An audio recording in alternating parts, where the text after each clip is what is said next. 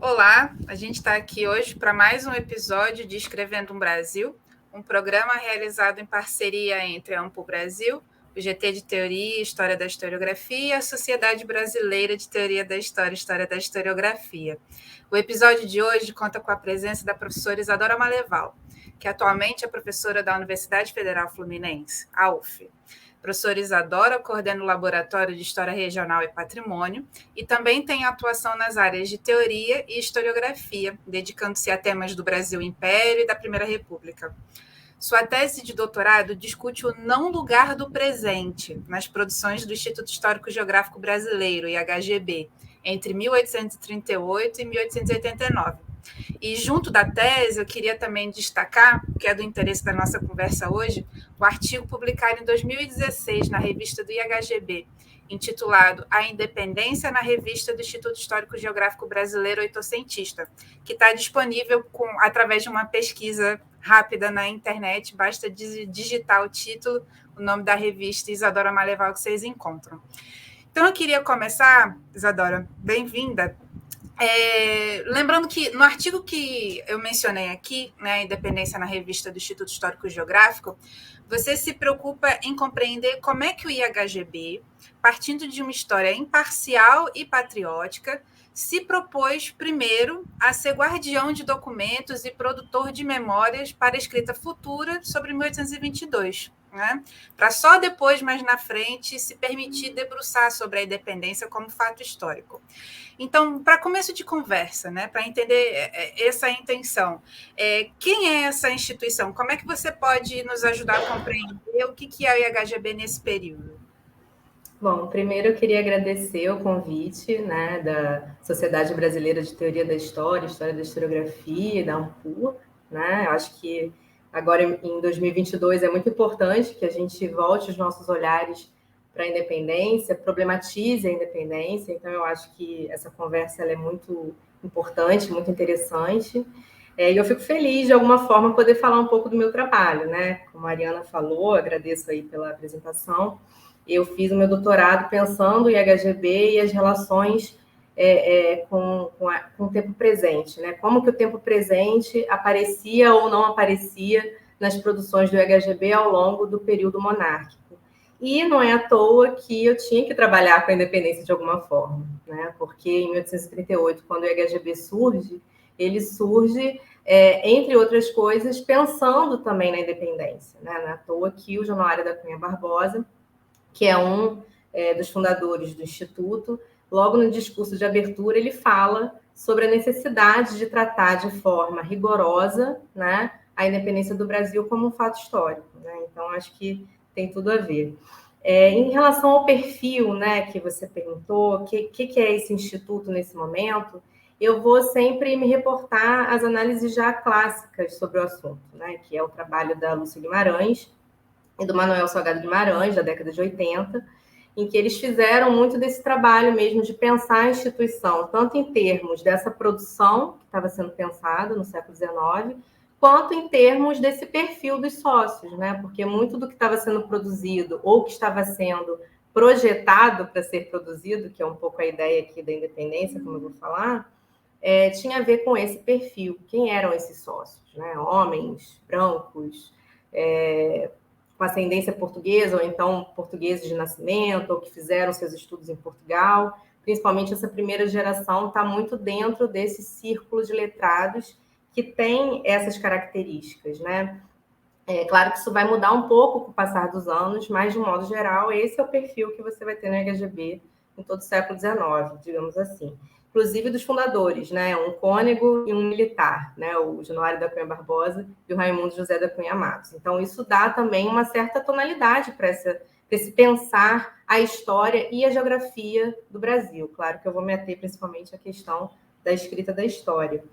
E uma outra questão que a gente pode pensar também é o que o Manuel, em alguns textos, fala sobre o amadorismo desses indivíduos, desses sujeitos, né? Amadorismo tanto no sentido de não ter uma profissionalização, porque isso é algo muito recente, né, na nossa história do Brasil, a profissionalização do ofício do historiador, quanto em termos do amor, né, como ele fala. Então, assim, era algo que eles queriam fazer, né? Para além de tudo, eles queriam falar sobre história, escrever sobre história, enfim. Isso não necessariamente implicava em não estarem muito atentos às discussões que existiam também fora do Brasil em relação ao que era tido como interessante para o historiador, né? Então, tem muita gente que fala sobre isso, não vou meter a isso, mas a gente sabe que conviviam diferentes percepções de história também no Instituto, né? Das mais antigas, então você remontava Cícero, remontava a Antiguidade Clássica mesmo,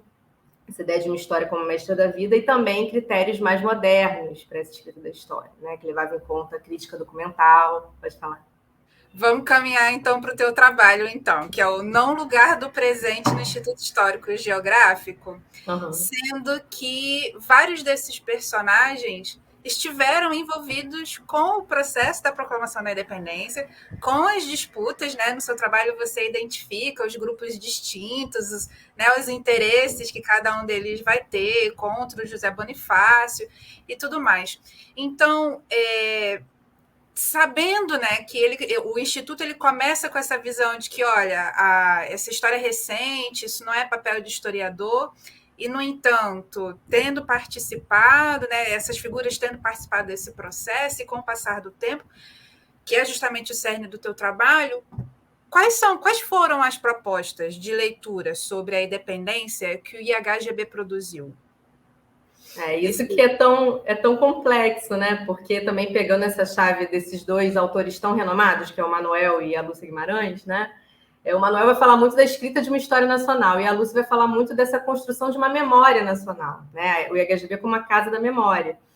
E eu vou caminhar um pouco dialogando com os dois, porque, na verdade, existia, sim, uma vontade, uma pretensão de escrever uma história nacional, e aí todos esses temas, eles acabam sendo comentados muito dentro da instituição, né? Como que vai ser tratado, de que maneira a gente vai tratar desse assunto ou não, né? E, por outro lado, eles caminham muito nesse sentido de produzir uma memória, né? De criar um arquivo, de arquivar, né? Censurar muita coisa, digamos assim, e arquivar muita coisa, muita documentação, muitas memórias. Então, tem uma série de projetos, né? Ao longo de todo o século XIX, com essa pretensão, né? De o que a gente não pode trabalhar agora, a gente deixa para o futuro e a gente encaminha um pouco esse raciocínio, né? Porque é uma forma também de você fazer a preparação, como eu coloco na minha tese, né? Então, eles preparavam essa história para o futuro. Então, assim, como que a independência foi pensada no IHGB? Primeiro, dentro dessa tonalidade, digamos assim, né? Não vamos trabalhar isso agora, porque é um evento muito próximo temporalmente. Então, dentro dessa justificativa retórica, né, do que era a história como alguma coisa que vai estudar o passado, que tem que ser imparcial, que tem que ser objetiva, que tem que ser neutra, você tinha esse respaldo, de alguma maneira, epistemológico, né? E, por outro lado, essa questão mesmo do pragmatismo político. Então, eles tinham que falar sobre esses eventos, né? Existia uma necessidade, porque era uma instituição claramente ligada ao segundo reinado, né? Então, falar da independência era algo necessário, né? Mas, além disso, eles tinham essas questões que, vez ou outra, apareciam. Então, assim, de um lado, você tinha essa questão de tentar honrar a memória, né, do segundo reinado e do primeiro reinado, e do outro, como que a gente faria isso sendo atendendo a todos esses critérios, já que dentro da instituição a gente tem participantes dos eventos, as pessoas ainda estão vivas, então entra em jogo uma série de questões. Então, de um modo geral, o que eu observei é que ao longo assim, da primeira década, da segunda década da instituição, até mais ou menos 1850, apesar de se falar muito da independência, era sempre dentro dessa ótica, né? Então, o que a gente vai preparar para o futuro?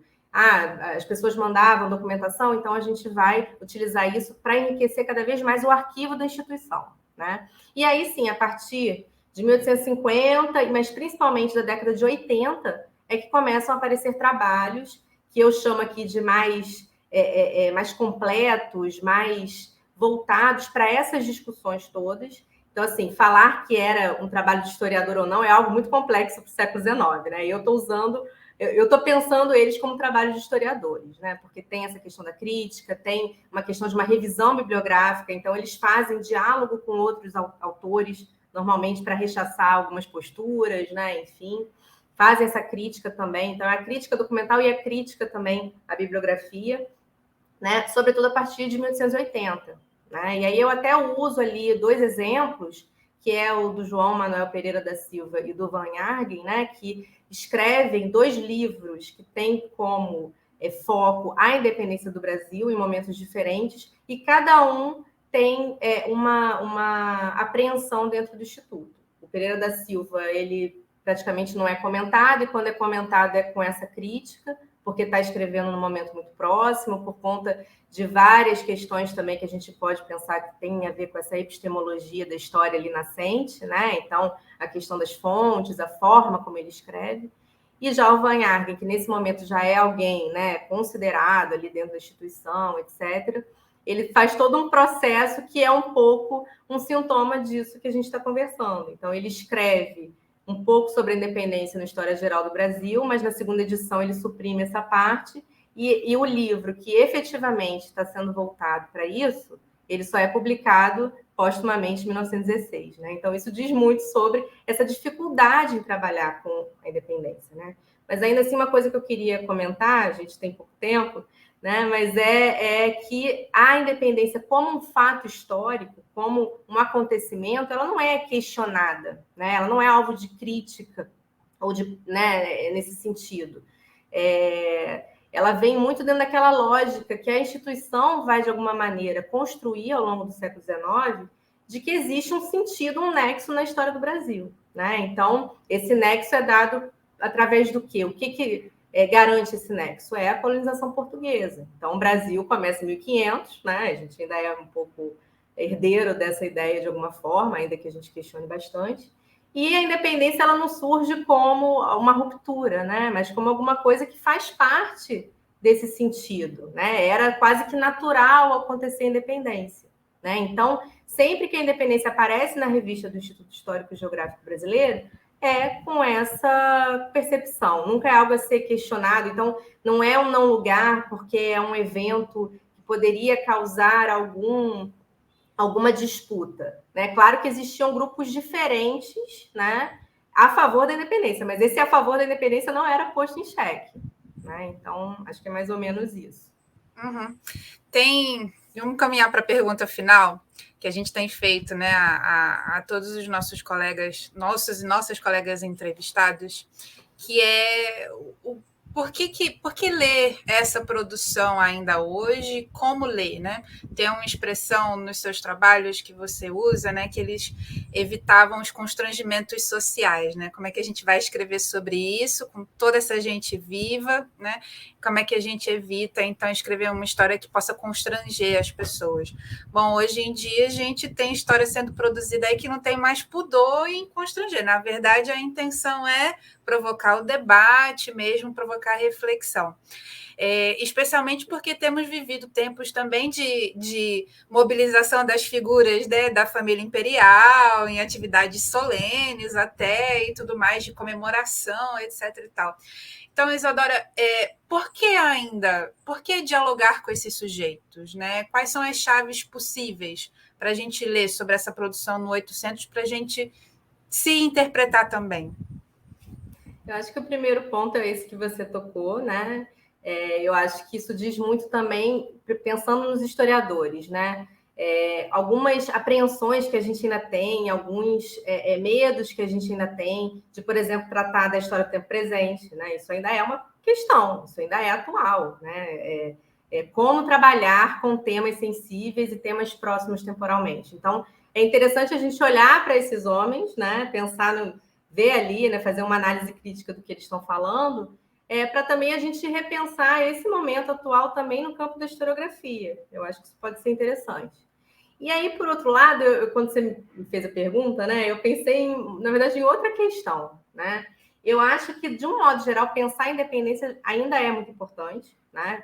Por motivos que, né, a gente sabe, pelo que você falou também. Todos estamos gravando aqui. Né? Exatamente, né? Importa bastante. Agora, pensar a independência que foi, de alguma maneira, refletida no IHGB do século XIX, eu acho que é muito importante, né? Porque, primeiro, tem uma questão mais ampla, né? A gente aqui está falando, tem a ver com a ANPU vem demonstrando muito uma aproximação com não só a historiografia acadêmica, né, essa historiografia feita dentro das universidades, por professores, e o que a gente estimula dentro das universidades, mas também essa relação do historiador com outros públicos, né, inclusive com o ensino de história nas escolas e com outros públicos. Isso é alguma coisa que a gente tem que levar em consideração cada vez mais.